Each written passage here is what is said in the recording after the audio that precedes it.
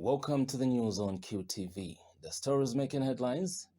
Police in Sinazongwe district of Southern Province have launched a manhunt for a male suspect for allegedly sodomizing a 3-year-old boy. And government has been urged to cancel the March 29th, 30th, 2023 Summit for Democracy due to flouting human rights. And governance activist has charged that there is no law in the constitution that prohibits any former president to comment on the national affairs of the country.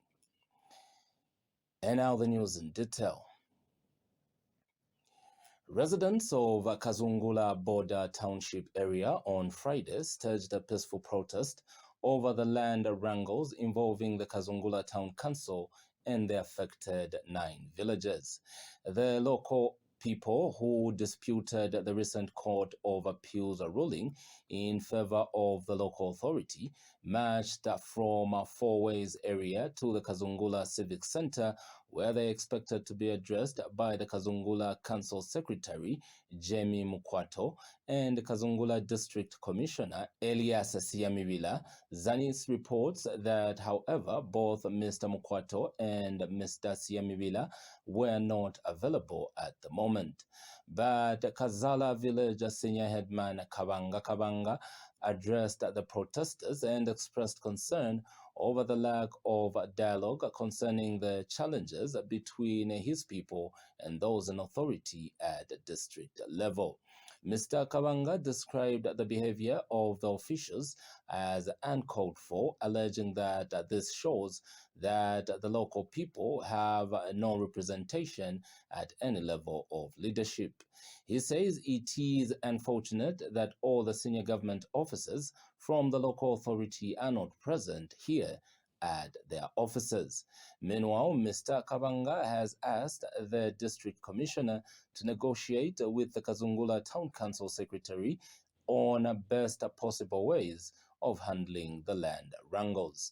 And Muya village headman Musia Muya has implored the local authorities not to disturb villagers who have been occupying the land in question since time immemorial.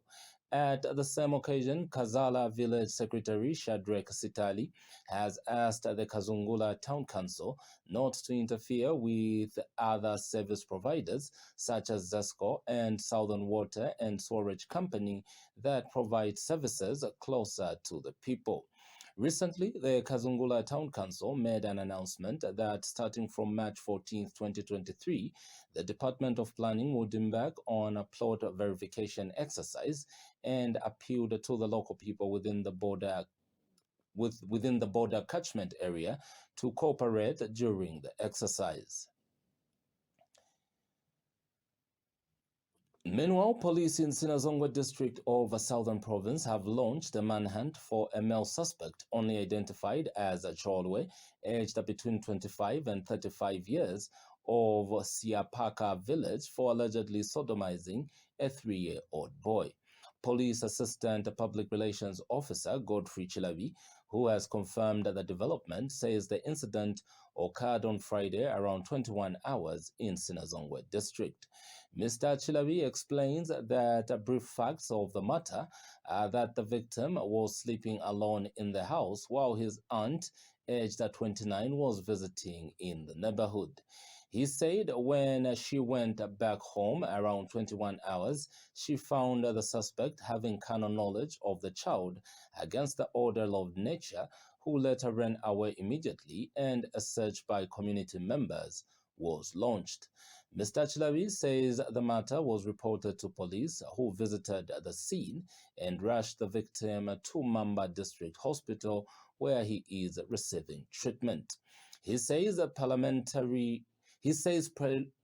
preliminary investigations indicate that the suspect is not related to the victim. The victim was sleeping alone in the house while his auntie, aged 29, was visiting in the neighborhood.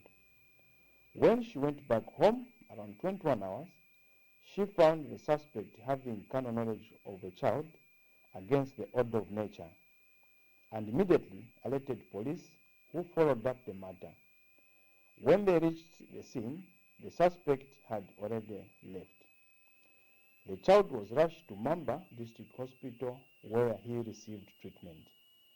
Police have since launched a manhunt for the suspect, who is not in any way related to the complainant's family. We appeal to members of the public who may have information on the whereabouts of the suspect to report to any nearest police station. Leader of the opposition in Parliament, Brian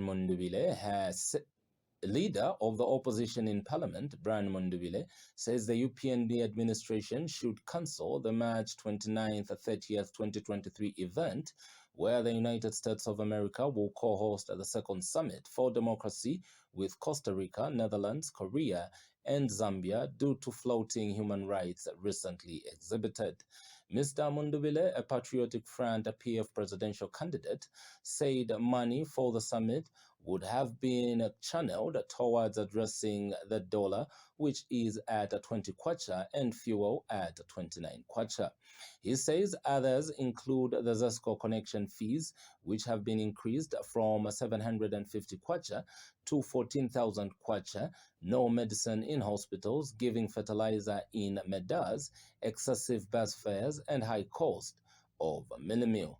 Mr. Mundubile contends that this is because the 22 peaceful protesters that were airing their views on national issues were arrested. Isaac Mwanza has disclosed that there is no law in the Constitution of Zambia that prohibits any former president to comment on the national affairs of the country.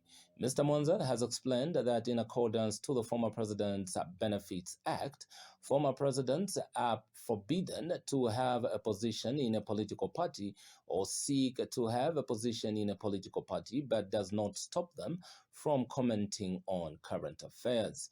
He says all former presidents are still citizens of the country with all their rights stipulated in the supreme law of the land and have the rights to enjoy freedoms for being citizens, among them rights of association and freedom of expression.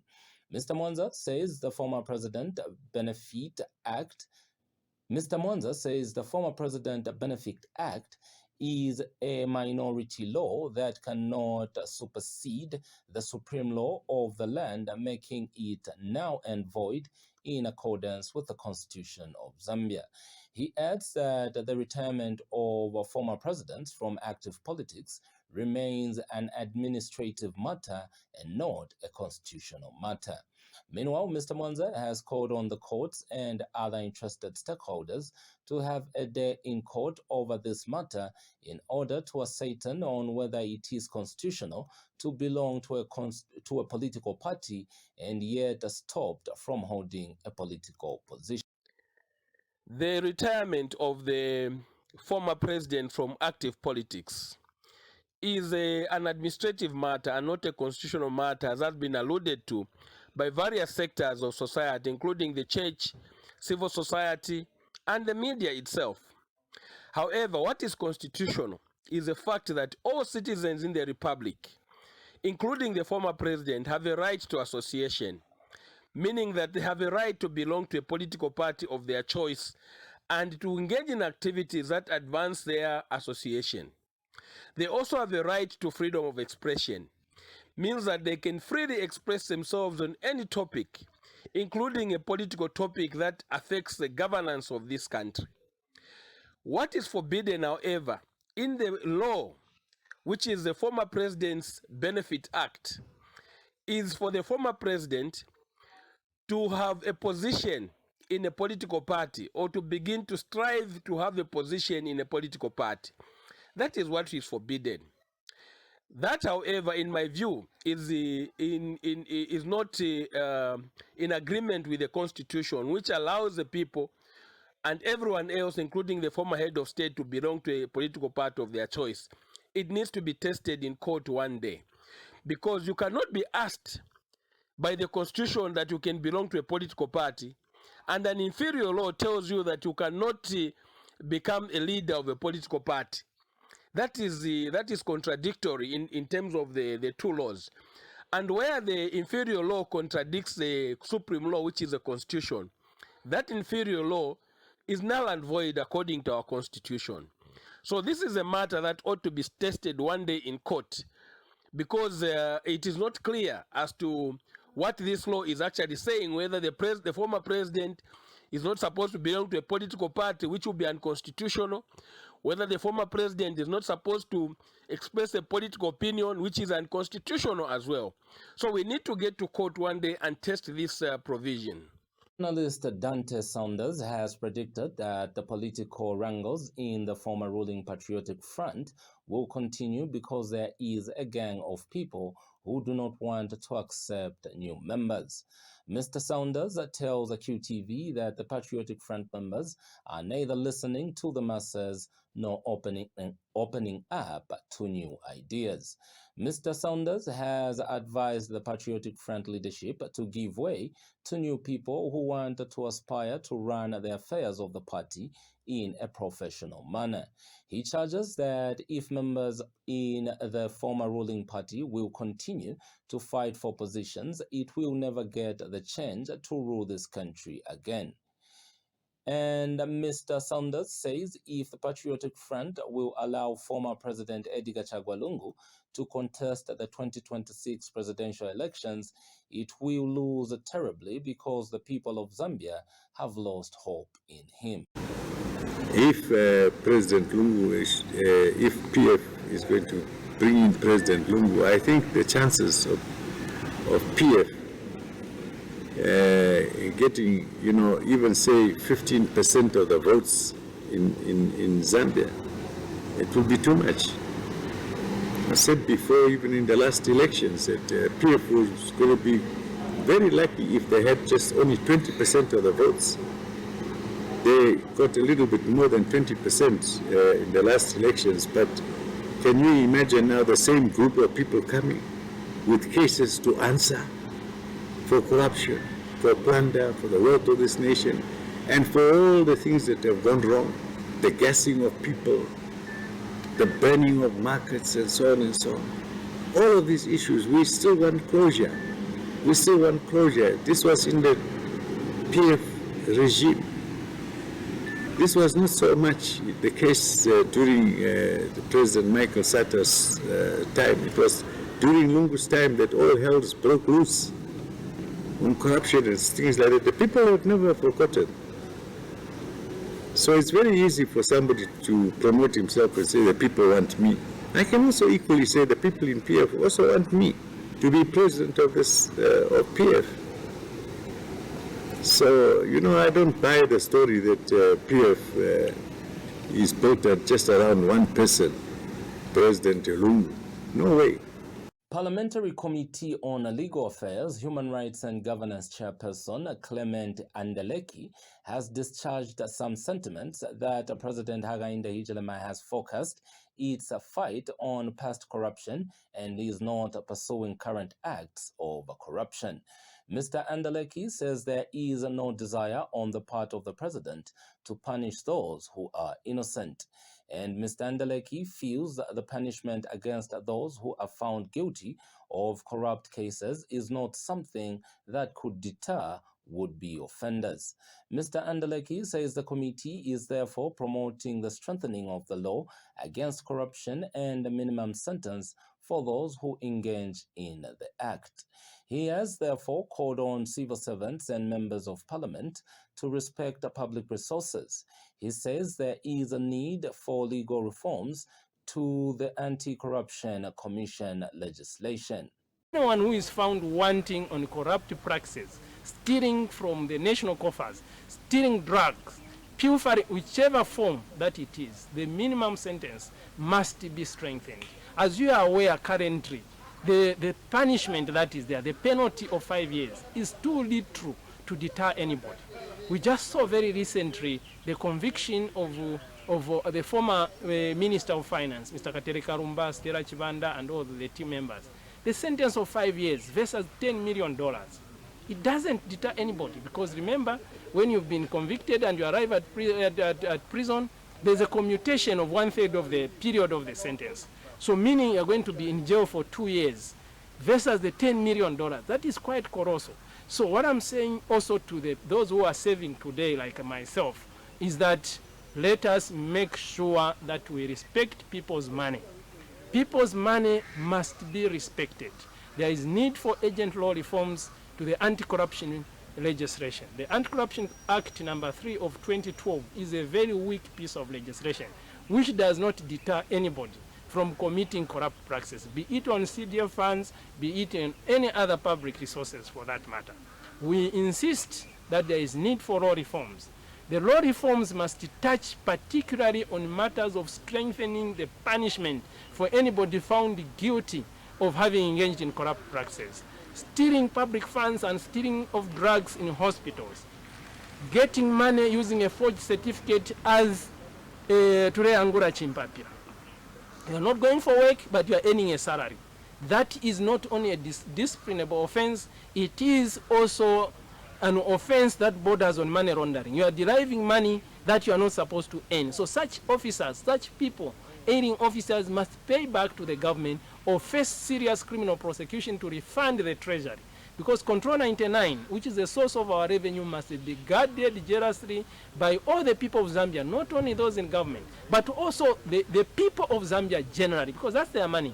It is the same money that is supposed to be used to do the roads, it's the same money that is supposed to be used to buy the drugs. But here is somebody who is either stealing that money or is stealing drugs in the hospitals.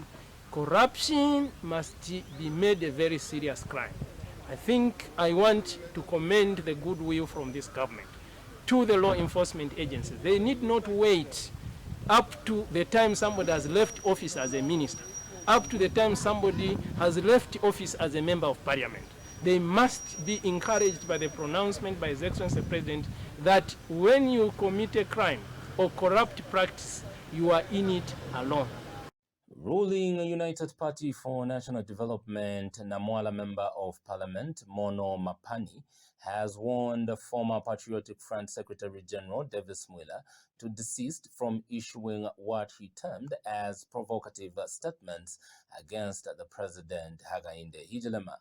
Mr. Mapani, who is also UPND chairperson for Social Security, has further warned that the UPND government will no longer allow any individuals to be issuing statements that borders on defamation of the president and that borders on national security. He says government will not hesitate to apply laws to those that are threatening the peace of the country. Mr. Mapani has since called on the government to quicken steps to bring to book all those who committed crimes in the previous government. Mwila should be the last person ever to talk anything ill about HH. They shouldn't take advantage of HH's methodical way of doing things. Mwila should be reminded that we haven't forgotten the Sheshek incidents. That was before 21 general elections. We haven't forgotten. And if he feels and he thinks he can start now issuing statements that borders on defamation, that borders on national security, he will not have it easy. I'm not reminding him, I'm warning him. This time we want to ensure that this law is governable, this country is governable, and the laws of this country are applied and respected. We don't intend to act outside the perimeters of the law. Much as we want to respect people's human rights, he has to be reminded these rights are not absolute. They can be delegated depending on one's behavior. The state has got enough laws to monitor what one says. So Mwila, don't forget that we have heads. As students of history, we cannot easily forget what you did. During your time, there was a lot of nepotism. National Restoration Party NAREP has condemned the violence that took place on the Copper Belt, in which Patriotic Front and the United Party for National Development youths clashed during a youth day, calling on all political parties in the country to denounce the vice. Party Deputy Secretary General Martin Mulenga says the former ruling Patriotic Front lost power because of the political violence that was witnessed in the country. In an interview with QTV News, Mr. Mulenga has reminded all political parties that violence is not tolerated by Zambians. He says the party is disappointed because the politicians are using youths from the compounds while they are taking their children to universities and outside the country for further education. As National Restoration Party, NAREP, we feel we need to condemn violence because we know that violence begots violence. No one has a monopoly of violence. This country needs peace. And it's for that reason that we condemn violence wherever that is coming from, because the Zambian people are not ready to see violence. The Patriotic Front lost the elections, and one of the reasons they lost the elections was because of violence. So all political parties in Zambia know that violence is not one thing that anybody would tolerate. And we are so disappointed as National Restoration Party because we know that these politicians are using our brothers from the compounds, from Chipulukusu, from Kanyama, from Garden Compound. Whereas they themselves, they are taking their children to school, they are sponsoring their children to higher learning institutions, to universities, taking them out to the UK, taking them out to the US to further their education. Whereas our brothers in the compounds are being used as pawns of violence. So as National Restoration Party, we feel that violence must be condemned. And we ask of our leaders across all political parties to come out and denounce this vice, because we do not need violence. The blood that was lost during the independence struggle by our forefathers was enough. And we don't want to see any other blood being shed for useless purposes because of selfish politicians. The Judicial Allied Workers Union of Zambia says it is too early to start comparing the new administration of the United Party for National Development to that of the former Patriotic Front. Union President Peter Mwale says the UPND administration has only been in power for 1 year and some months, saying it is unfair to judge them based on these months they have been in government. He says the UPND administration is trying its best to govern this country and has since called on Zambians to give them time. Having lived in both regimes, I think that it may be too early for us to judge this current administration, okay? But I think we can judge the Patriotic Front, you know, when they were in government, because they were in government for 10 years. The current government has been here for almost 1.5 years, okay? So for us to compare the two is a bit of a challenge. But I would say that the previous government, the PF regime, it didn't do very well in most areas. It didn't do very well in most areas because in the last 10 years of the Patriotic Front in government, certainly we saw a lot of things that we were not happy of, and now that is a thing of the past. It's water under the bridge. So now our concentration now is to ensure that the current government operates within the confines of the law in the first place, and want to see, fairness. Want to see fairness in the manner in which the UPND government, and so far there are indications that they are trying to do their best, but we can't judge them now.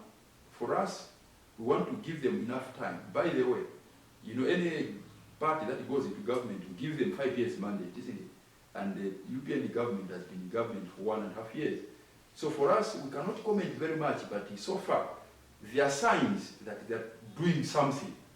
So let's wait and see. We just hope that the UPND government and the President Hakainde Hichilema will continue on this trajectory, whereby, of course, there are certain challenges here and there. But we are saying that, for example, where we sit as a judiciary ourselves, we are seeing positive, or indications that I think we are in the right direction. But we are yet to see, as we go 2, 3, 4, up to 5 years of the UPND government there. Of Parliament Twambo Mutinta says lack of information on government's policy direction between policymakers and the general public has continued to negatively affect government's effort in the fight against early marriages. Mr. Mutinta says that cases of early and forced marriages have continued to grip communities across the country, and Iteji-Teji in particular has not been spared. The Iteji-Teji lawmaker says his constituency, working together with the Zambia police and other stakeholders, have instituted a clear and workable roadmap to be able to reach every member of the community with right and proper information. He added that the constituency will soon institute a district task force against early marriages that will ensure massive sensitization and help enforce laws that will bring to book all perpetrators of the vice. In the rural areas is the issue of early and forced marriages. So with this act now in place, we are very certain that the child's safety will be secured. And what we are doing now, we are going out in the communities to popularize this act. This act comes with the responsibilities from the children themselves. It comes with responsibility from government. It also comes with the responsibility from the parents. So what we are doing now is to popularize this act and see to it that these vices, they are kept. One of the steps we are making, especially with regard to bringing about justice and deterring the people that are into forcing children to marriage, we have demonstrated as the presidential directives. It says we are now going to buy a vehicle under the Zambia policy to ensure that they pursue these cases of sexual gender-based violence and ensure that the perpetrators are brought to book. What has been limitations from the justice point of view is the unavailability of logistics and also the lack of information on how people should report these cases. It says in a month, at least it records one case of defilement or a rape. And for us, this is what we want to stop. What we have done now, apart from wanting to support the Zambia police, we are also in the process of establishing a district task force against early marriages, working with partners like Generation Alive, Oxfam, SAFEDS. They've come on board, and we're at the point of establishing this task force that is going to see to it that at a district level, how do we enhance sensitizations? How do we also ensure that the perpetrators of child marriages and sexual gender-based violence, they are brought to book? Ambassador of Zambia to France, Christine Kaseva, says financial and technological support is needed for a just energy transition for Africa to play its role in global emission reduction aspiration. In this context, Dr. Kaseva has called for a strong, just transition agenda that accounts for an expected $1.3 trillion in stranded assets arising from a transition away from fossil fuel industries. The ambassador made the remarks in Paris during a high-level discussion on climate change organized by the International Energy Agency, held under the theme, The Road to COP28, the role of the energy sector in accelerating climate action. The special event, which brought together ambassadors accredited to France, COP28 President-designate Sultan Ahmed Al-Jaber, and prominent energy experts explored areas on how COP28 can contribute to the implementation of practical solutions to reduce emissions while ensuring energy security. There's a crucial need for a strong just transition agenda that will account for the unexpected $1.3 billion in stranded assets arising from the transition away from fossil fuel industries. If we are to succeed on our mobilization efforts, we need to establish just energy transition financing pathways that will support programs linked to countries' NDCs and the expected 2024 updated NDCs. And we have to bear in mind that Africa has diverse energy needs, which will require diverse solutions. So as I end, I'd just like to say to the President-designate that Africa is really looking forward to a successful COP28, and we hope African needs will be at the top of the agenda at COP28. In his opening remarks, Dr. Al-Jaber says the COP28 has a major undertaking to come up with decisions to reduce emissions to 43% in the next 7 years if the 1.5 C of emissions is to be maintained.